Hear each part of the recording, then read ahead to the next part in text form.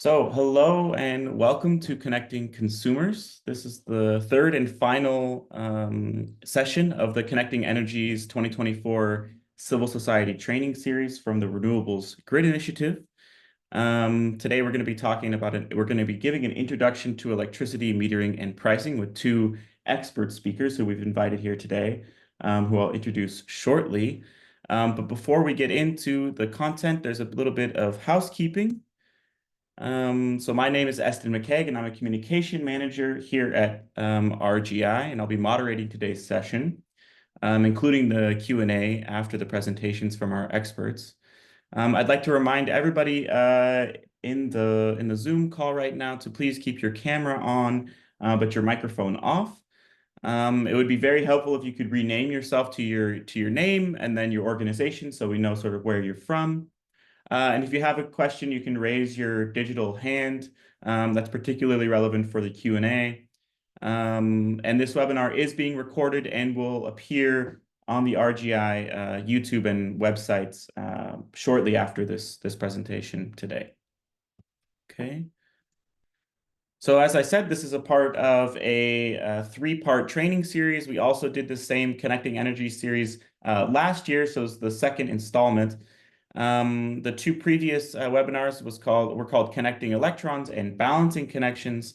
And you can find more information about those sessions, as well as the recording for Balancing Connections is on our website. I'll throw the link in the chat right now.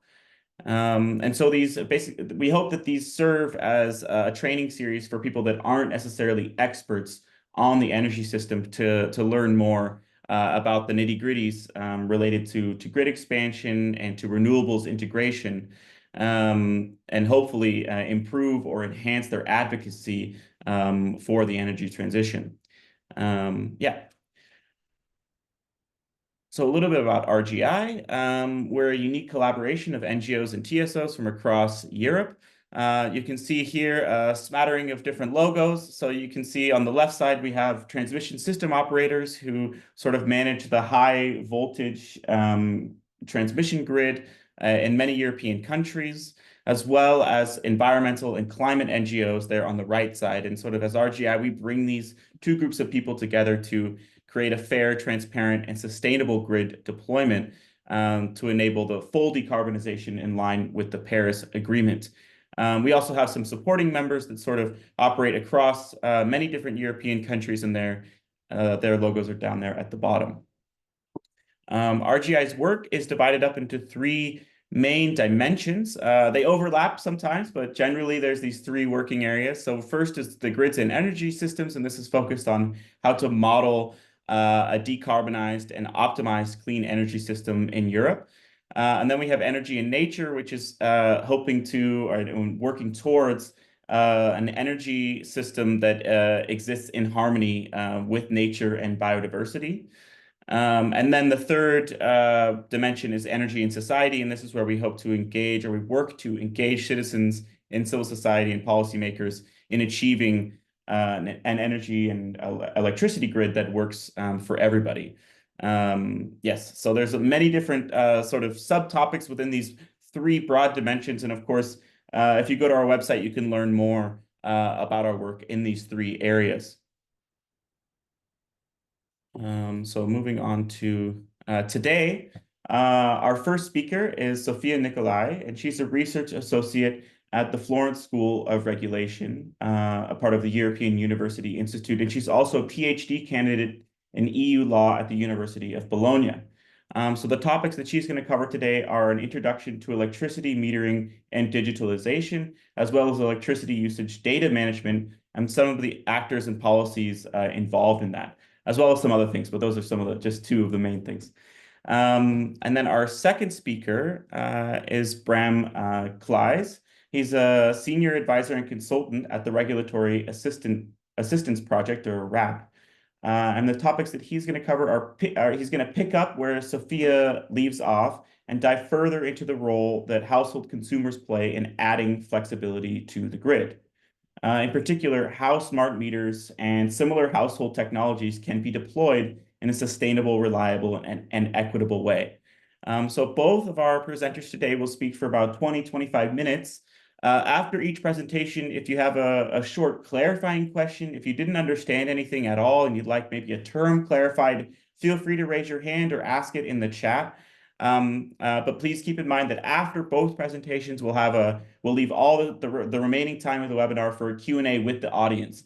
And that's your chance to ask more detailed questions to get more information about their perspectives. So please write down your questions, keep your questions ready for the Q&A. Yeah, and I think that is pretty much, I'm ready to hand it over to our first speaker, Sofia, right now. Yes, thank you very much, Eston, for the introduction. So I will now share my presentation and let's see if everything works well. Do you see it right? Yes, perfect. Okay. So thank you again for the introduction and for the invitation. I'm very happy to contribute to this training series. It seems that you covered a lot of interesting points, and my role today, as you anticipated, will be to introduce the audience to the activity of electricity metering and data management, metering and consumption data management. The idea is to divide this presentation in 4 subsections. I will start with a brief recap of which role distribution system operators play, the metering activity. I will move then to the benefits of the digitalization of the energy system. And then I will compare smart meters with conventional meters, highlighting which are the advantages of smart meters. And I will also give an overview of the situation in the EU of smart meters rollout. And I will conclude my presentation with an overview of the different ways in which metering and electricity metering and consumption data are shared with third parties for the provision of energy services, on which Bram will go a little bit more in detail in his presentation. So starting with the first point, I think it's important to, maybe a lot of participants already know, but it's important to start highlighting the role of the actors that have a role to play in electricity metering and consumption data sharing. So starting with a really high-level recap of system operation and system operators. As I'm sure most of you know, system operators are those entities that are that have the role to manage the security of the electricity system and also to avoid interruptions of supply, managing the interaction between demand and supply. And we have 2 system operators. We have transmission system operators that own and manage the grid that brings the electricity produced from power plants to more regional and local distribution grid. And then there are distribution system operators that bring this electricity to end consumers. So in general, the definition that is given in EU law of distribution system operator is the natural or legal person who is responsible for operating, ensuring the maintenance of, and if necessary, developing the distribution system in a given area.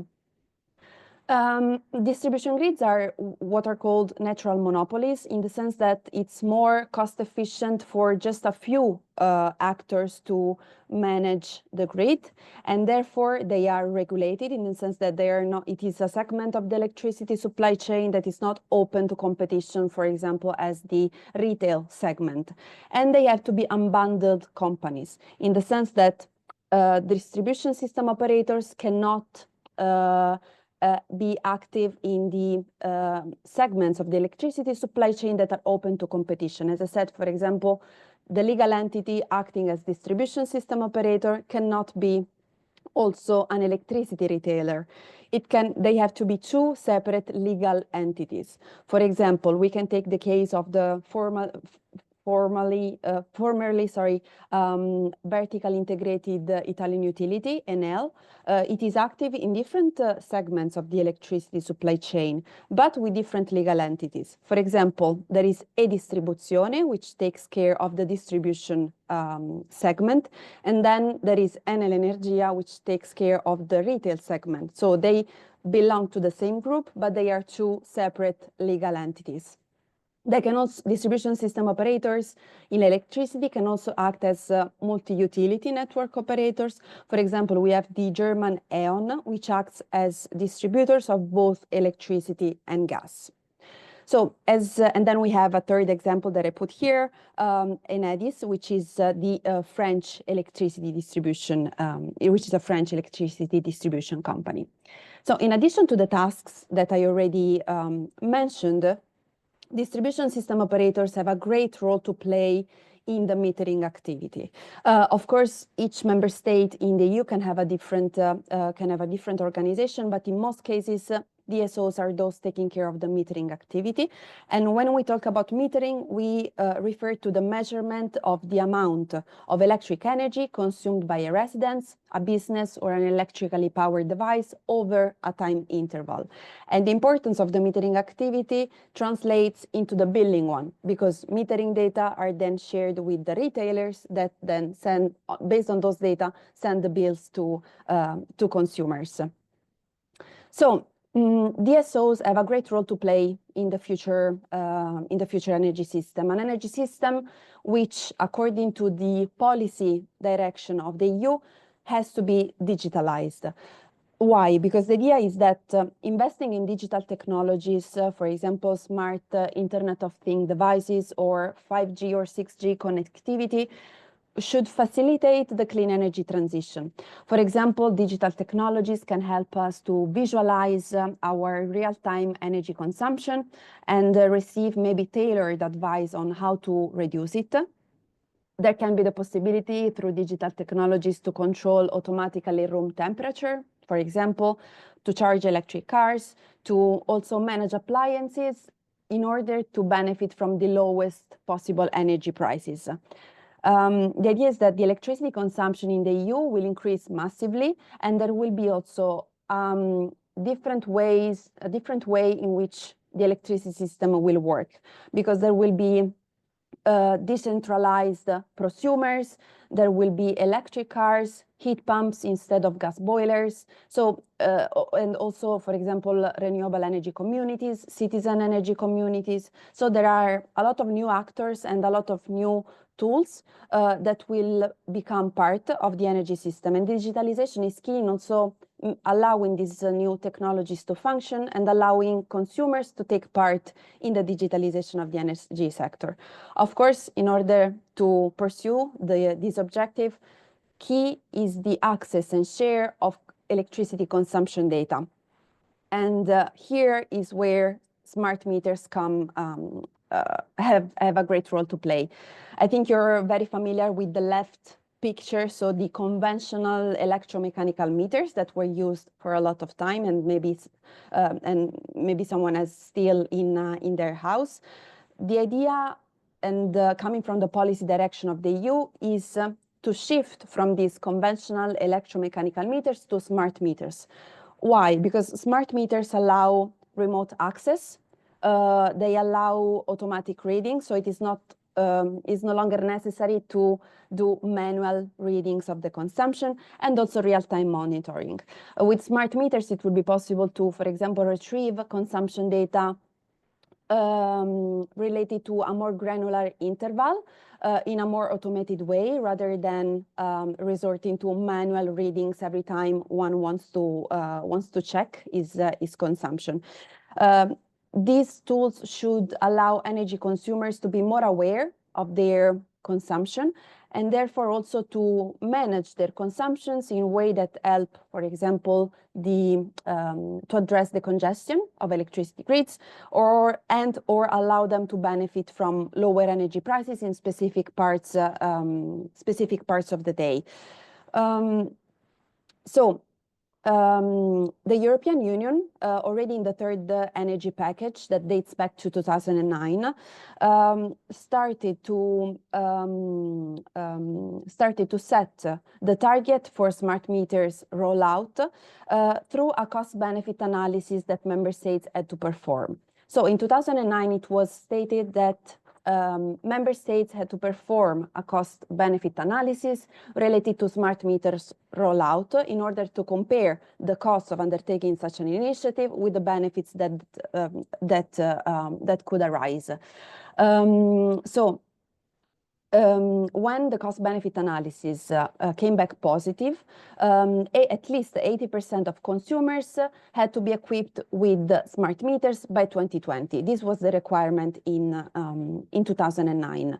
Member states in general were left with a lot of discretion as to the extent to which they rolled out smart meters based on a national cost, on the cost-benefit analysis. So this was a legal framework that had to be reinforced by the following energy package, which was the 2019 Clean Energy Package, which restated the obligation for member states to carry out this cost-benefit analysis and to equip at least 80% of consumers, of electricity consumers, with smart meters if the CBA was positive. But it changed a little bit the time limit, because this rollout to 80%, to at least 80% of electricity consumers had to be carried out within 7 years from the date of the positive CBA, or by 2024 if the rollout of smart meters already started before 2019. And an additional requirement was posed in the sense that if the cost-benefit analysis was negatively assessed, it had to be reassessed again at least every 4 years, or even before if the circumstances which constituted the basis of the cost-benefit analysis changed. Another important element introduced by the Clean Energy Package in 2019 was the entitlement for consumers to smart meters, in the sense that in member states where the CBA came back negative, final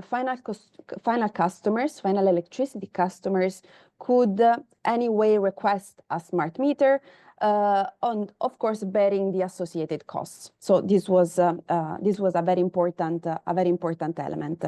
Another feature of the Clean Energy Package was that it clarified a little bit the costs and the benefits of the smart meter rollout. It highlighted that the costs had to be at least partially borne by final consumers through, for example, the network charges of the electricity bill. And the benefits, part of the cost benefits analysis, had to be assessed throughout the whole value chain. So not only the benefits for final consumers, but also, for example, the benefits for the benefits of the rollout of smart meters for system operators. Where are we now concerning the rollout of smart meters? So this data refer to 2022, and as you can see, there is no uniform rate of deployment. Until now, we have 21 member states that decided to go for a smart meter rollout. 2 member states, namely Bulgaria and Hungary, that still not completed the CBA or have not shared yet the results. And then we have other member states that had negative or inconclusive CBAs, for example, Germany or Czech Republic and Belgium. As you can see, there is part of the member states that reached the target of at least 80% of consumers equipped with smart meters. However, we have another group of member states that didn't. And where you see the red lines above the column, it indicates those countries that are late, so that committed to the smart meter rollout, but they are late. Namely, for example, Austria and Slovakia had to reach the 80% target by 2020, but they didn't. And then where you see the purple circles, it refers to countries that, despite a positive cost-benefit analysis, didn't set into national laws the target of 80%, the mandatory target of 80% consumers rollout of smart meters. As you can imagine, these differentiated percentages create problems in terms of uniform data accessibility across the EU. In some member states, it is data are more easily available. In other member states, it is more, there are still these manual readings. So the idea is that this digitalization of the energy sector could be hampered by this lack of uniform data accessibility.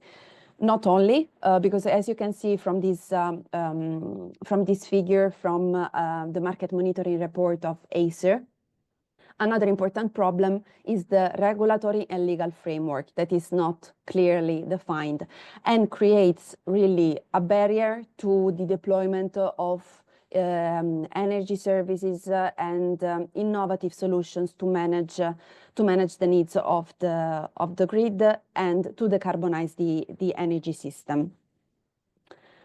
So once we have these smart meters and we have more easy access to metering and consumption data of electricity consumers, what can we do with them?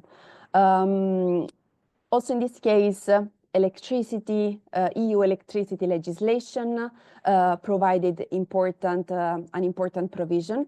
In particular, according to the electricity directive, the 2019 electricity directive that is part of the clean energy package that I mentioned before, there is now a specific provision clarifying that member states have to specify the rules on access to data of the final customer by eligible parties for the data. And when we talk about this data, the directive makes reference to the data required for customer switching, demand response, and other services. So it is quite a broad formulation that leaves space for a lot of different energy services to be comprised in this provision. So the idea is that member states have to make the data sharing with eligible parties effective and secure. And with eligible parties, there are very different actors that are comprised in this term. For example, an eligible party is the supplier that has to receive the metering and consumption data for billing purposes, but there are also system operators that receive this data for the secure operation of the electricity grid. But for what concerns this specific use case that we're analyzing today, so new energy services, flexibility, the most important actors are energy service providers or companies, also maybe renewable energy communities, citizen energy communities, those that can receive metering and consumption data in order to provide consumers with some tailored advice on how to manage the consumption in order to benefit, for example, from lower energy prices and to help alleviate the congestion of the electricity grid. As I mentioned, and as you can see from the provision, there is no clear specification on how this data management has to be set. So it has to be set in an effective and secure way, but each member state can choose a different way to manage this data. And these ways are called data management models, in the sense that metering and consumption data are collected and then they are shared. They can be stored, and then they can be communicated with third parties. But the way to do this in different member states can be different. I will analyze a little bit more specifically this point later. But for the moment, it is important to understand the concept of data management model that embodies all these tasks. For example, the data collection, processing, delivery, exchange, publishing, and access. In EU law, we don't have a clear, as I mentioned, a clear indication on the data management model that has to be followed. The Council of European Energy Regulators try to provide some guidelines that have to be followed when managing electricity metering and consumption data. For example, there has to be an element of privacy and security. Of course, it means that there should be high levels of security on the way the data are managed to avoid data leakages. Transparency, because electricity consumers need to know the data management arrangements. They need to know who is accessing their data and for which purposes. Accuracy, because of course metering and consumption data, there can be times of meter unavailability, for example, so they have to be integrated and completed before being shared in a timely manner, of course. Then there is accessibility, so these metering and consumption data have to be easily accessible for those that have the right to access them. For example, energy service providers to which consumers gave consent for their data to be shared for the provision of flexibility services, for example. Non-discrimination, because of course there cannot be discrimination between the different energy service providers that want to access rightfully and lawfully the data. And then when we talk about measurement devices, there can be a lot of different functions that smart meters can have. But since, as I mentioned before, the costs of the rollout and of smart meters themselves has to be at least partially borne by consumers, there has to be a cost efficiency principle that has to be followed. For what concerns the different types of data management models, we find in this document that you find linked of ETIPSnet an indication of the two main types of data management model. We have the centralized one and the decentralized one, and a hybrid in between. In a centralized data management model, all the functions that we talked about before, so the data collection, storage, access, and share, are performed through a centralized data hub that is usually managed by a single entity. So everything takes place in this data hub, where also data are stored. And then we have the opposite model, which is a decentralized model, where all the data remains within the different DSOs, so they don't have a centralized data hub where all the data are exchanged and stored, but the relations and the data sharing happens in a decentralized way. So each DSO, for example, communicates and transfers the data to the energy service providers that ask access to this data. And then we have a hybrid model in between where usually there is a communication interface in the sense that the data are stored at the DSO's premises, but they are communicated through a communication interface. So there is this is a way to allow all the different actors of the data management model to interact among themselves, still in a more decentralized way. So there is no a central data hub, but at least they have an interface that facilitates this interaction. And you can see, for example, that Estonia adopted a centralized model with a platform that is called Elering. We have a decentralized model in Germany and a hybrid model in Austria that is using this interface that is called EDA, to allow and facilitate the communication between different actors. Just moving towards the conclusion of my presentation, there is no clear consensus on which data management model is the best. For example, some people think that setting up a central data hub is very expensive. Some others believe that a decentralized model is very complex because there is no significant effort to harmonize the way the data are shared. So it is a little bit tricky as a point because there is no consensus on this element. And the last item that I wanted to touch today is the balance between allowing this national customization of data management model while allowing at the same time interoperability. What is interoperability? You find the definition below. It means the ability of two or more energy or communication networks, systems, devices, applications, or components to interwork, to exchange and use information in order to perform the required function.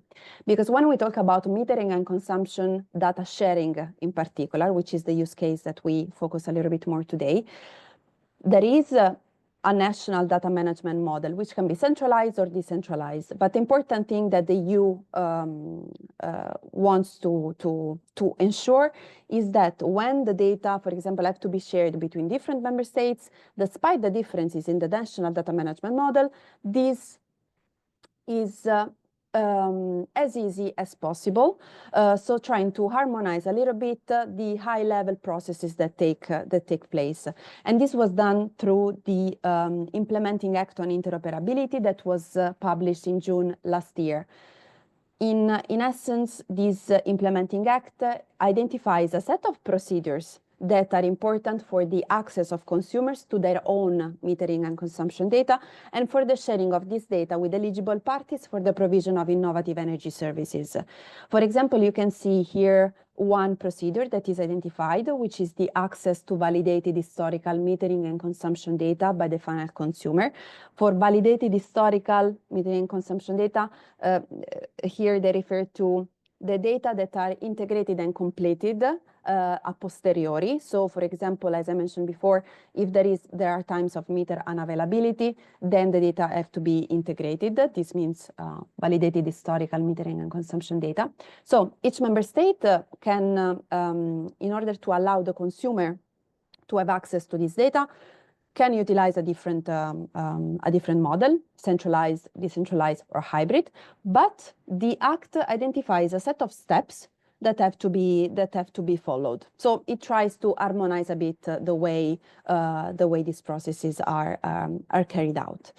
So yeah, this was actually the last point of my presentation, and I know that Bram will complement it with more indications on flexibility. So because I try to give you an idea of the way metering and consumption data for the provision of flexibility services are handled. And yeah, I'm also curious to follow his presentation. Thank you. Great, thank you very much, Sofia. And I'll share my screen in turn to continue our story. I hope that this is clearly visible. Yep. Yep. Okay, great. Yeah, so Sofia did an excellent job laying out how data should be shared and the importance of smart meters. So I'll talk a little bit more about what we're actually going to be doing or what we can do as consumers and households with all that data. Because one of the purposes is, of course, to make that data available to consumers and market actors to support demand-side flexibility. So I'll be talking a little bit about how that is being regulated and what potential barriers there are and what the current status is across Europe of offerings by market actors of smart flexibility contracts. I'll be drawing heavily on excellent work that some of my colleagues have done at the Regulatory Assistance Project. And I'll be providing the links to those reports at the end for your maybe Christmas holidays reading list. All right. So I think in the previous session, you already talked about flexibility and balancing the grid. So this is just a recap. Why are we doing this? There's an energy transition happening, and that's having a big impact on the need for investments. Investments in the electricity network are estimated to amount to about €500 billion of investments by 2030, which is a tremendous amount, which is going to be obviously a big challenge. And demand side flexibility is going to be, together with energy efficiency, one of the ways to mitigate the need for investments, to make it a bit more feasible, and to use the existing grid, the existing electricity grid, more efficiently, so that we have time to roll out the investments in the grid to accommodate more renewables and more electrified demand. Now, where is this flexibility expected to come from? This is a graph from a study done by Smarten in 2022, where they investigated what the most important potential sources of demand-side flexibility could be, and where previously we were kind of thinking that it was going to be a lot of flexibility on the industrial side. This report shows that, at least in the short term, it's mostly on the households using electric vehicle charging and heat pumps and other flexibility at the household level that will be the main sources of upward and downward flexibility. Industrial flexibility is, of course, also important, but that will come later as industrial activities electrify. So unlocking this flexibility is really, really important because the flexibility needs in the system will, of course, also grow as we accommodate more variable renewables, solar and wind. There's different types of flexibility that are needed to support the electricity system, and where household demand-side flexibility comes in is a lot of times in the short-term flexibility needs and the flexibility that is used to bridge daily variability of generation to keep the grid in balance. But that's also one of the biggest flexibility needs out there. It's not only about dunkelfloaters of several days, it's also and mostly actually about much shorter term flexibility needs. So unlocking this flexibility is, as you can see, tremendously important. Now, there's of course a lot of regulation here, and I'm going to be talking a little bit about the different provisions in the latest electricity market directive and regulation. And as we all know, this has been undergoing some changes because of the electricity and gas crisis that we've gone through in 2022, 2023, in the wake of the invasion by Russia into Ukraine. And so I'm going to be using this graph as a timeline. It's the price of natural gas at the Dutch TTF trading hub, which is the reference for gas prices in Europe, to show what happened, because this has been kind of the impetus for all the changes that we've seen as the prices started going up. The European Commission proposed a toolbox against the rising price impacts, which also, of course, not only impacted gas prices, but also directly impacted the electricity prices. But obviously, this toolbox turned out to be not quite sufficient to address the disruption that we were seeing in the electricity and gas markets. So it was followed in the spring of 2022 with the Repower EU package, which was much more comprehensive and was trying to set in place a framework for Europe to move away from imported gas from Russia by increasing renewables, by increasing energy efficiency, and by deploying flexibility. Now, as the crisis further developed, we had additional communications about saving gas and also trying to capture some of the windfall profits that were resulting from the increasing prices in the electricity market. But more and more it became clear that also some electricity market regulatory reforms were necessary, and so the Commission came out with a proposal for that at the end of 2022, which was consulted and then went through the legislative process to result finally in a deal between the Parliament and the Council beginning of 2024. And that has since been that has since entered into practice. Now, throughout this crisis, more and more countries were, of course, deploying initiatives to support their their citizens, their families in the energy price crisis, and many policy instruments were deployed, but also market instruments were tested and rolled out to help customers. A lot of them had to do with demand-side flexibility, and there's a few examples here in Ireland and UK, Sweden, Finland. There's examples throughout Europe, and I'll be coming back to that. But just to point out that already in the middle of the crisis, this was seen as an important part of the solution, or the ways to mitigate price impacts for consumers. But so what came out of the regulation? Few provisions are of interest, in addition to what Sofia already pointed out.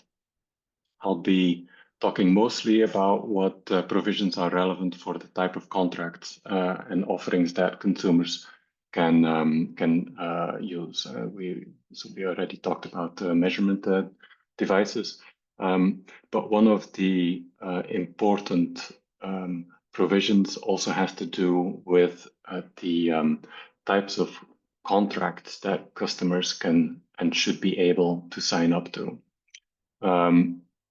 And as consumers in the middle of the electricity crisis were very weary of the high volatility in the electricity market, the interest in having fixed term, fixed price contracts, of course, increased because people thought and still think that this is a good way of protecting themselves against price spikes.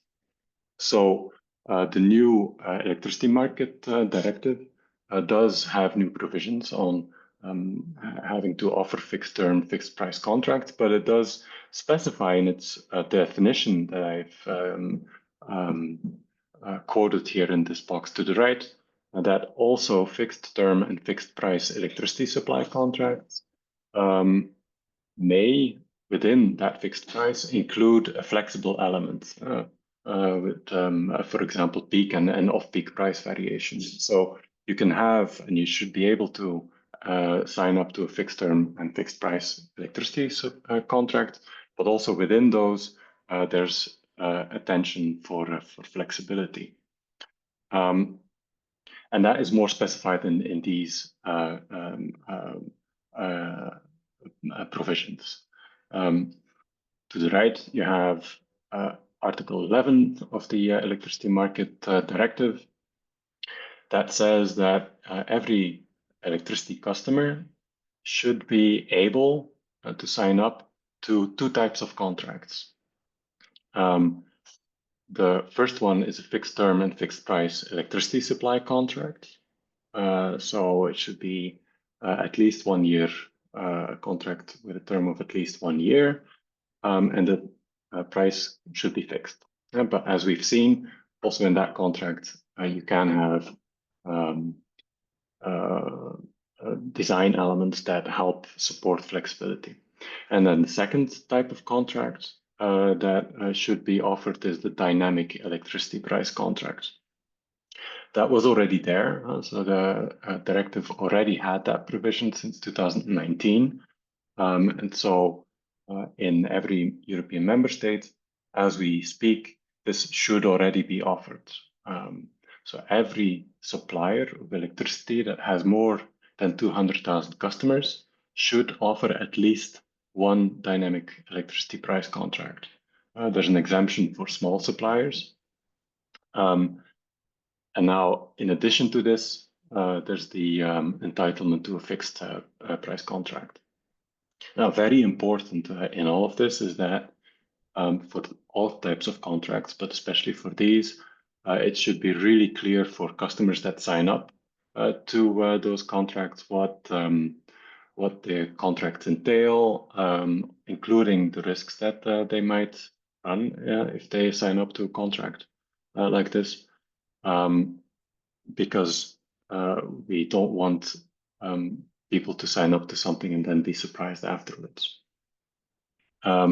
It's also important that customers that sign up to a fixed contract shouldn't be excluded as part of the contract terms. They shouldn't be excluded to participate in demand response and energy sharing that can be offered by some other party. And because to the left, you say another provision in Article 4 that people have the right, the free choice of supplier, and they can have several supply contracts or energy sharing agreements per connection point. So you can have a main electricity supply contract, but in addition to that, on the same meter, have another contract for demand response or energy sharing. So that's really, really important. Now, these dynamic electricity contracts have been the subject of some discussion already. You may have heard of, maybe you are actually signed up to one. But the main principle is that they, in some way, follow the price evolution in the short-term electricity market, enabling customers to respond to those price signals and, of course, benefit from potential cost savings if they use more electricity at low-cost hours. Important as well and related is a very extensive additional language on the right to energy sharing. I'm not going to go into the details here, but in Article 15, the existing provisions about energy sharing were detailed a lot more to enable customers, active customers, to share energy. Not only households, but also small enterprises or public bodies can share energy, typically from solar PV within the same bidding zone. And that is, of course, also going to enable flexibility because people are going to try to maximize their self-consumption through energy sharing. It has to be in time intervals no longer than the imbalance settlement period, which is a complicated way of saying that you really need to react to the real-time system needs of the electricity grid. There's a lot more to be said here, but just be aware that this energy sharing provision is there, and that this is a way for customers not only to look at their own consumption, but have it be shared across different groups of customers or one other customer. There's all kinds of configurations possible.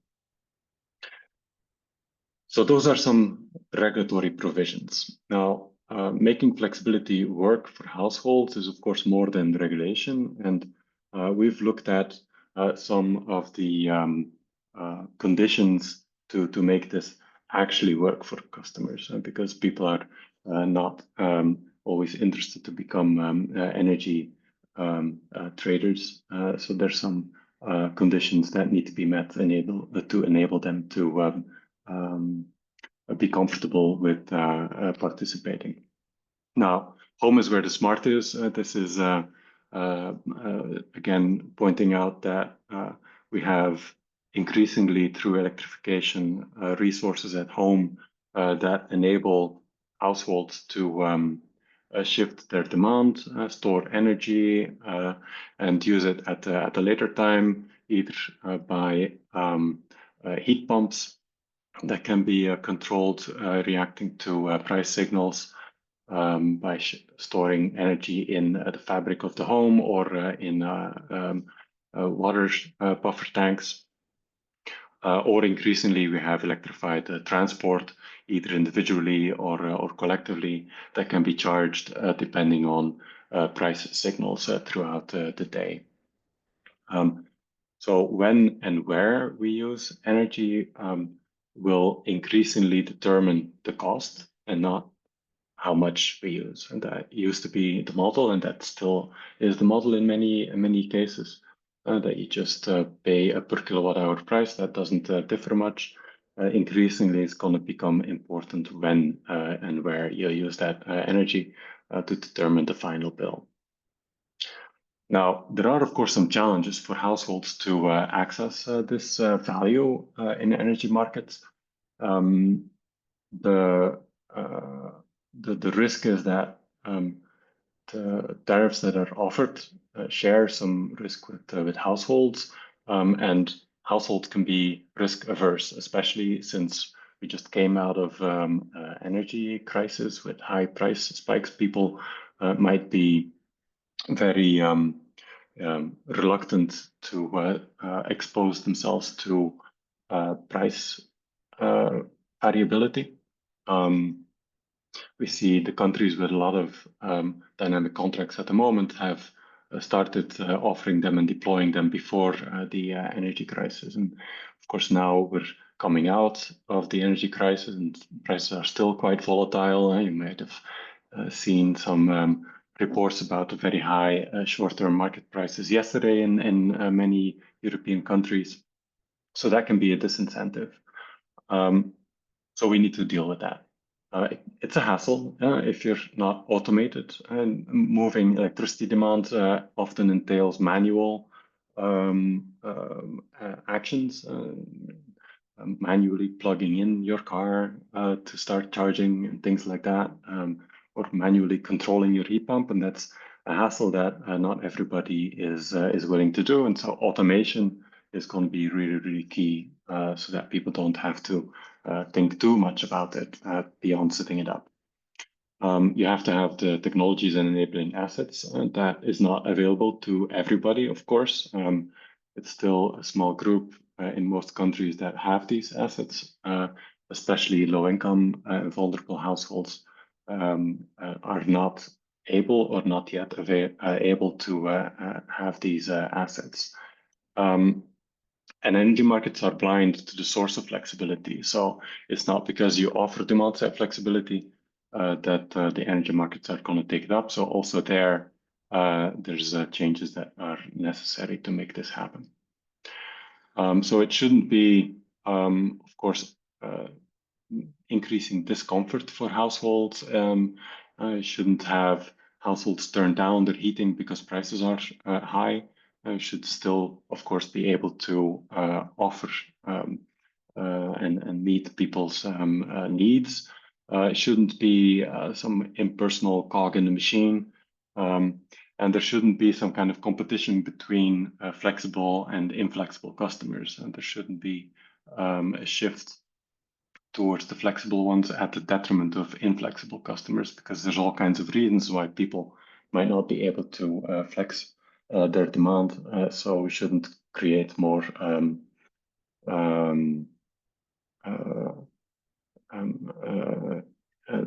imparity. So what you need to do is target the right kind of flexibility so that schemes meet the needs of customers. You need to plug that technology gap, and we'll be talking about that.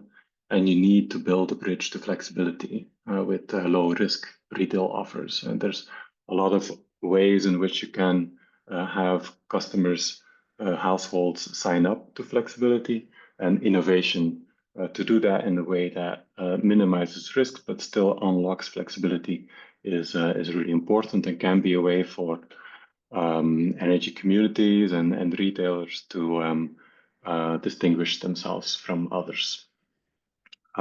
So targeting the right kind of flexibility is really important. It's not just about kilowatts.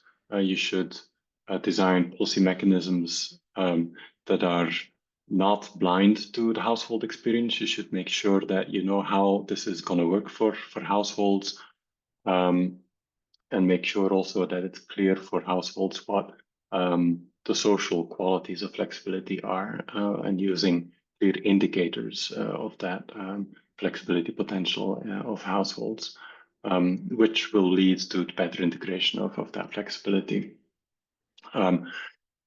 For example, through combining flexibility schemes with other incentives, energy efficiency, home insulation, plus flexibility, or rolling out solar PV plus flexibility is going to be increasingly the way to go. Because we don't want to increase inequity and instead want to decrease inequity between groups of consumers, and especially vulnerable households. We advocate for making sure that these technologies and assets are first available to those vulnerable or low-income people by setting up dedicated programs to make sure that they are available at a cost that is attainable to them. So there are some examples of that should be followed. So one example is, for example, where in Ireland, Warmworks and Dumfries in housing development installed batteries and supported the tenants to move to optimal tariffs, where they had existing electric heaters in combination with those batteries. They were able to still serve the heating needs, so that's important. That's the main thing that you always need to still keep in mind. They still were able to meet their heating needs as usual, but do that by flexing the energy offtake from the grid at times of lower prices, and therefore, of course, lowering the cost to those tenants. Another example also from Warmworks is combining air source heat pump deployment and solar that could then be used on site and reduce the tenants' bills. So there's some good examples out there, but one of the unexplored ones in many member states is thinking through retail offerings that enable households to access the flexibility benefits, but include some protection against the risk, and that could keep them from actually signing up to them. In many cases, we still think it's just fully dynamic energy contracts that follow spot prices, but there's many other options out there that might be more interesting to a larger group of customers beyond the kind of front runners that really want to dive into the details and look at the apps all the time. And so tariff options that could reduce peak price exposure by imposing some kind of cap and the maximum increase that could happen, or are interesting, or upside only contracts, where an upside only contract is where you only get benefits. So if you manage to shift your load to low cost times and that presents a cost reduction, you get that cost reduction. But you don't get penalized if you have demand at high cost hours. So you can only win, so to speak. So those are examples of some more customer-friendly offerings. Of course, if you protect people from some of the risks from being exposed to high price peaks, that comes at a cost as well. So that will be priced into the overall tariff that contract will offer. But it might mean that more people sign up to them. And so the higher unlocking or the additional unlocking of flexibility might be really worth doing that. So where do we actually capture the value of flexibility? There's many ways of doing that, and I think you already talked about that in the balancing session last time.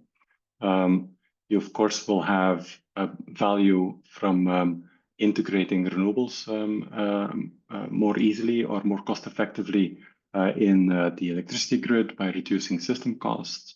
You will be able to support the reliability of the network, which also has a value that can be accessed through demand-side flexibility. And you will be able to also increase equity by reducing costs for the grid and avoiding investments, which of course has an important financial value.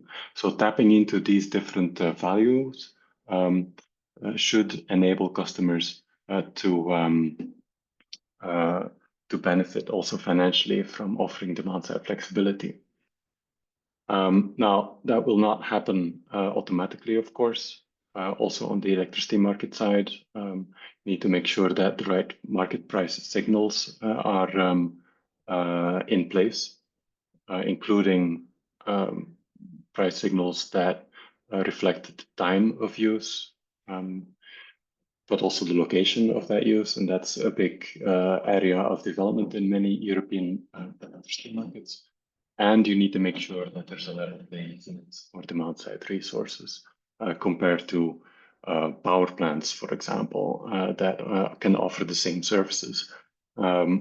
So you need to make sure that whatever demand-side flexibility potential is out there has a fair shot at actually participating in the electricity market, in many cases through aggregators, of course. That's not only important to minimize system costs, but it's also important to avoid price cannibalization of renewables, which is increasingly a concern.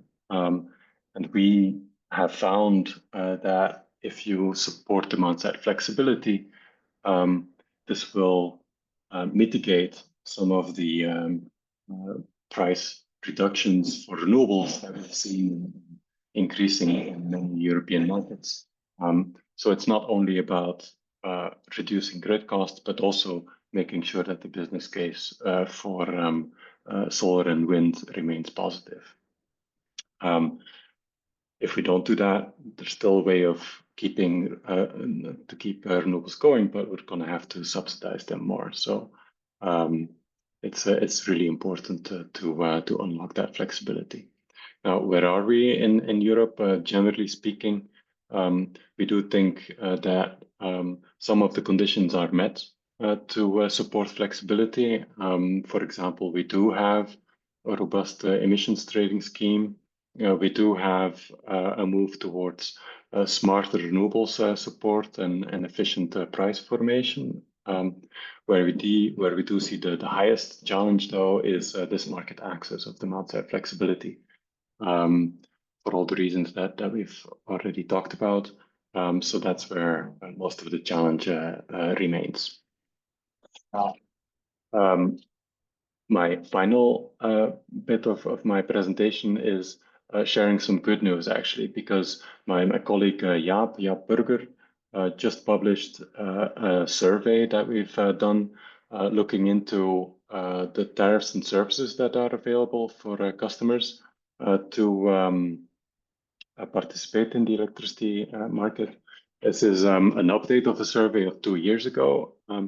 And it was a lot of work, of course. I went into every European member state and looked what was available.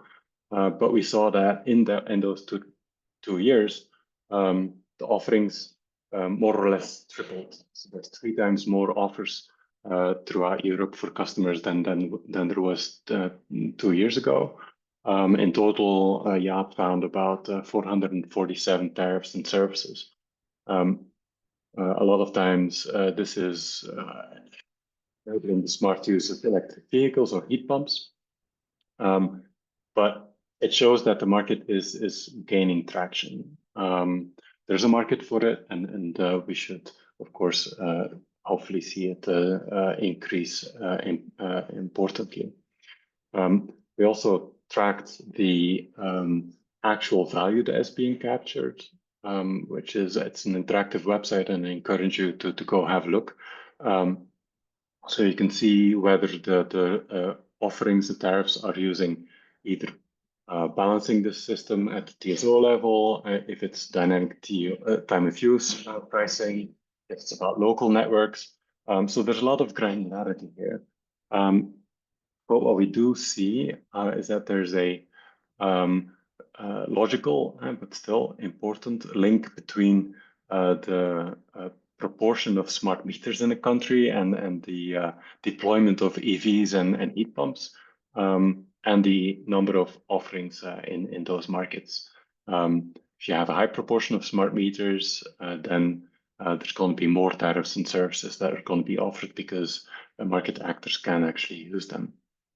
And what we also saw is that the basis of smart tariffs and services in most cases are dynamic time of use pricing, either outright pricing or some fixed volume prices in return for smart controls.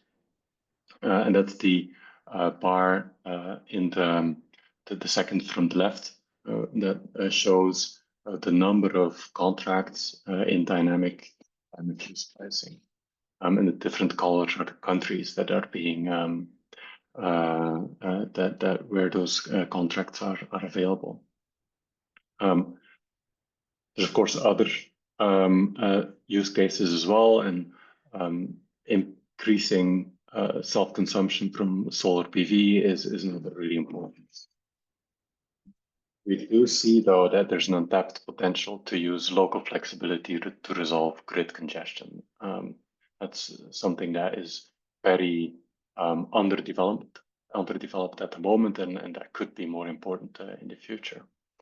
In terms of regional distribution, there's also a striking difference across Europe, in line with where you would expect to see more contracts in Scandinavia with their high proportion of smart meters and electrified demand. That's where you see also the most of the offloads.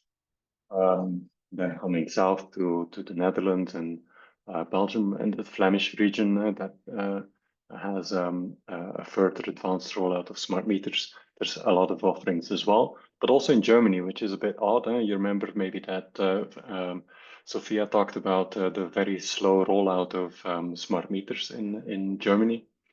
Still, because of the high penetration of solar PV and also increase of EVs, you do see a lot of offerings that then focus on increasing solar cell. And I think that's my story. Here's the links to the reports. There's also a great video that Jaap did. Oh, it's actually starting, which I didn't want. Of the report. So please have a look. I hope this was interesting, and I'm looking forward to any questions that you might have.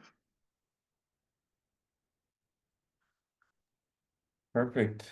Thank you very much, Bram, and thank you as well to Sofia. That was a wonderful, those were both really wonderful presentations, and I learned quite a bit. Yeah, I found the what you were talking about, Sofia, with the data sharing and the interoperability between the different countries. It sort of reminded me about the PCIs, sort of the power lines that cross different countries, and sort of a data sharing from these smart meters is sort of its own project of common interest that the EU can support. It was something that came into my mind. And yeah, and the importance of flexibility from household consumers as well, Bram, and the challenges and opportunities there, and how these things combine to really bring Europe into the next chapter of the energy transition. So thank you both very much for your insightful, for sharing your expertise. I'm, of course, as a member of RGI or as an employee of RGI, I'm always really interested in the role of different stakeholders in all of these things, like the EU and TSOs and civil society, and how everybody can get involved here and what their particular roles are. And you touched on that, of course, a bit. But before we get into that, or before I ask my questions, I'd like to turn the floor over to the audience here. And if anybody has any question, please just raise your hand or type it into the chat.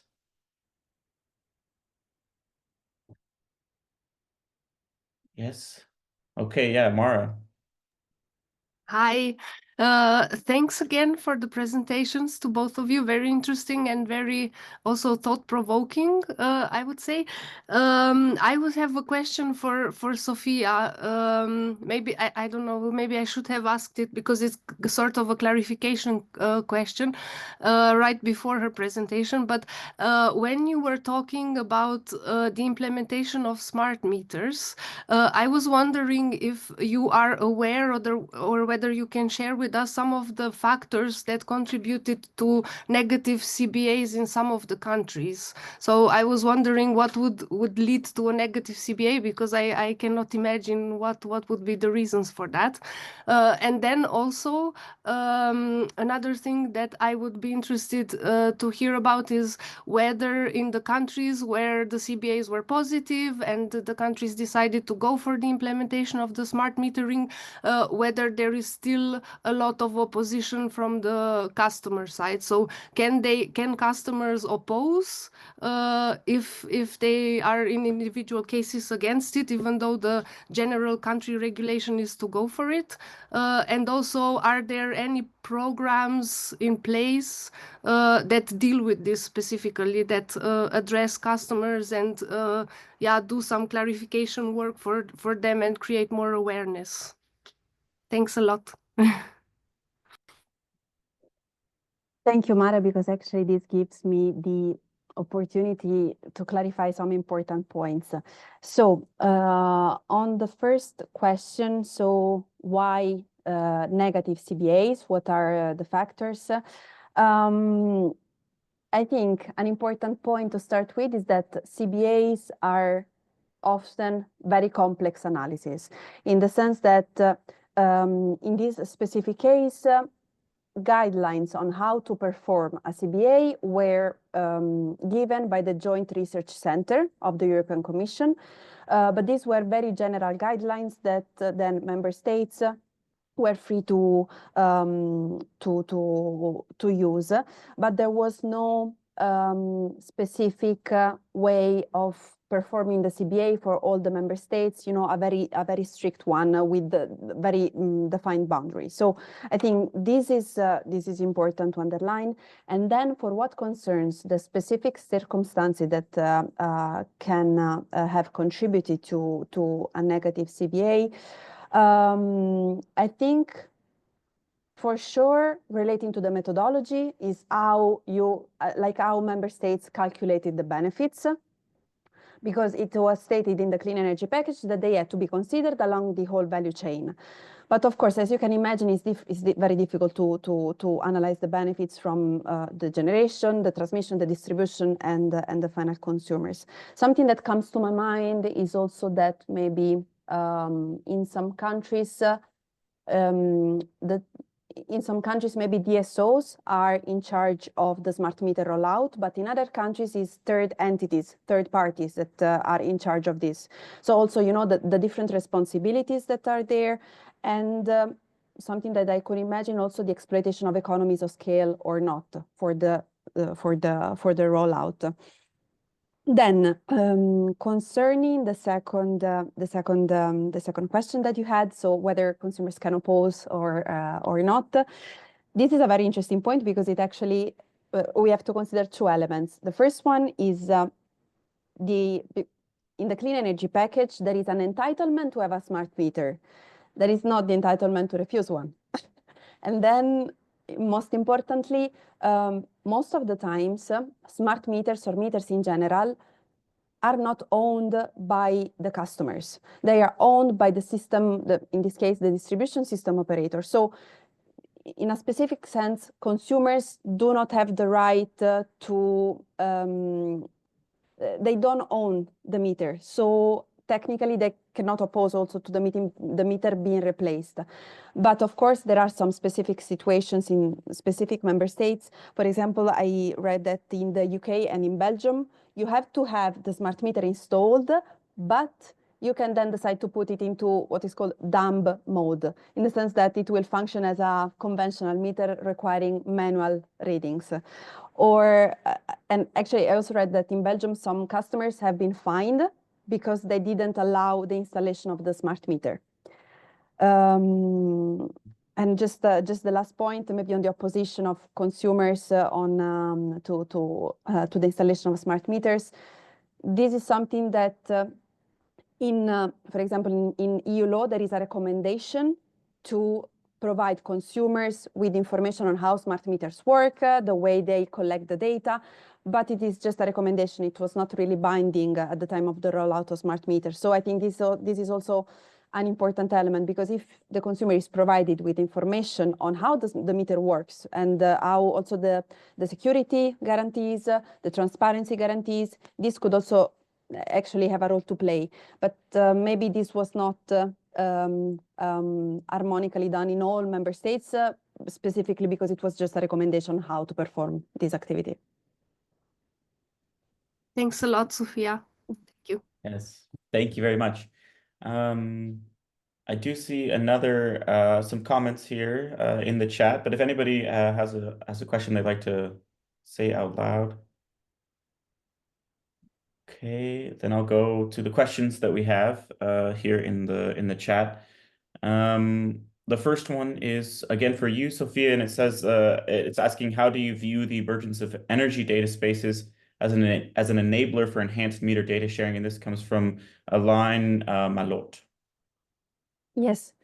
Thanks, Alan, for the question, because indeed the debate on the energy data space is very timely, especially because it was the date for the implementation of the energy data space is 2024. So actually now we have a lot of different Horizon projects that work on this. I believe that building the foundations of the energy data space through different projects, both in terms of technical requirements, so really how to communicate the data between different data space, and the regulatory and legislative requirements that have to be developed in order to allow this transparent and fair data sharing between the different actors, can work in a sense to allow consumers to be more aware of the opportunities that they have. This relates also to the question that Mara had before.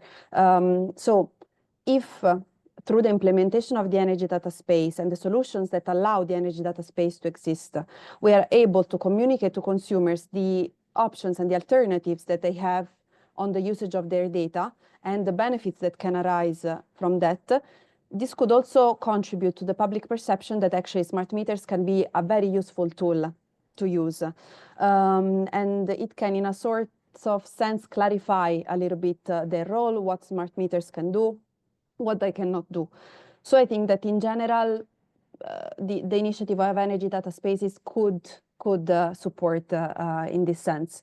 It is, from my perception, it is like a bottom-up approach of the energy data space, because there are these funds through the Horizon program to fund some projects that allow, as I said, technical and more regulatory solutions for the energy data space. So we will see what these projects will deliver.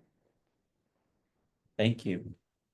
Thank you very much. And Bram, I'm not sure if you'd like to comment on anything that's been asked before to Sophia, or this mention of the implementing EU laws report from Smart and. No, I think that was more a comment than a question. There's indeed many reports that I didn't mention. Yeah, okay. That's true, of course. I'd be interested then to you, Bram, when thinking about the electrified heating loads on the grid. And if it's something that you briefly mentioned in your presentation, but I'd be interested in what are the sort of the key challenges for that, and how can we integrate the electrified heating loads efficiently and flexibly? Yeah, I think there's a few challenges out there, and I think one that I didn't mention yet is, of course, the competition of other energy carriers out there, and natural gas being an important one. So if you want users to electrify both households and businesses, we will need to make sure that it's financially interesting for them, along with all the other conditions that need to be met. But we see in many member states that there's a disincentive from the ratio between electricity and gas. In many cases, electricity is a lot more expensive than gas for a number of reasons, including the way that we tax different energy carriers. And Belgium is one of the countries where many more levies and taxes are on electricity compared to gas, making the business case for electrification very difficult. So shifting those taxes on electricity to other energy carriers like fossil gas or heating oil or moving them elsewhere to the general budget, government budget, is an important for electrification. So I would definitely quote that as an important condition to happen in many, not in all states, but in many, including Germany. And then, of course, there's a big knowledge gap out there of what is actually possible for household consumers as well as for businesses of what electrification could mean for them, how it can be done, and what the benefits from using that electrified load more flexibly. So information is going to be really, really important. And then finally, of course, removing the market barriers that we talked about. We have seen also in the electricity market reform some steps in the right direction with removing some of the barriers for demand-side flexibility to balancing markets by lowering thresholds for aggregated demand-side flexibility to bid into balancing products. But that can definitely be further improved. And we see the use of, for example, things like capacity markets for to support generation in order to have a reliable electricity supply.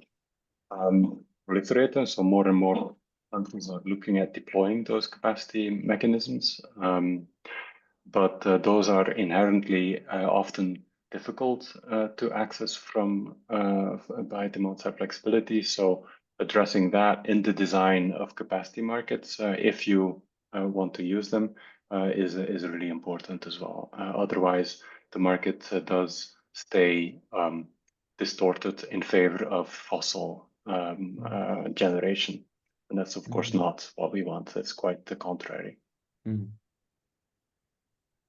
Thank you. Thank you for the insight. I'm noticing a common thread here between a lot of the answers and it's generally the rollout of more flexibility and data generation and sharing of really a big need for communication and engagement with a broad swath of stakeholders. So it's almost, and we noticed this a bit with our with the work that we do at RGI under the energy and nature dimension, that we may know sort of we have key best practices that we can undertake and that grid operators and energy system actors can implement in order to improve the energy system's relationship with nature. But oftentimes the roadblocks are then, of course, some certain stakeholders, either municipalities, the public, whoever, TSOs, getting everybody on board. And of course, overcoming the market challenges as well. So I'm noticing a lot of the similar themes here with flexibility of like getting everybody involved and on board and informed about what needs to be done, what's possible, and how it can benefit them is a sort of a bottleneck or a key roadblock. So we have fancy technologies and fancy things we can implement, but it's getting everybody involved. Yeah, and the key need for more stakeholder engagement. I guess that's sort of our role at RGI. It's something that we try to do is get everybody involved, especially the TSOs and the NGOs, informed about these activities, but also webinars like this, where we try to inform sort of the broader public and members of civil society about what needs to be done on a technical level. Because it's much easier, it's very easy to claim, energy transition now, but when it comes to, implementing these smart meters and collecting data and improving flexibility and these sort of technical things. So we hope that these sorts of webinars can improve and enhance the advocacy of European civil society. And so before we close out, I would turn the floor over to the audience one last time, if anybody has any questions. This would be your time to ask. Of course, this webinar is being recorded and will be available on the RGI website and YouTube. So if you want to come back and rewatch, please do. And please follow us on social media, RGI. If you want to stay up to date, we'll be running a very similar training series next year, probably under the same branding of Connecting Energies. So if you like this, please subscribe to our newsletter and follow us on social media to stay up to date. Seeing no questions, then I would thank both of our speakers, Bram and Sofia. Thank you very much for your time. Thank you to my colleague Mara for helping out with the Zoom, and of course, thank you to the audience for sticking in there the whole time. Thank you so much, and have a good Friday. Yep, have a great weekend. Thank you very much for the invite. Thank you for the organization of this training course. It was very interesting to participate. Thank you. Thank you. Bye-bye.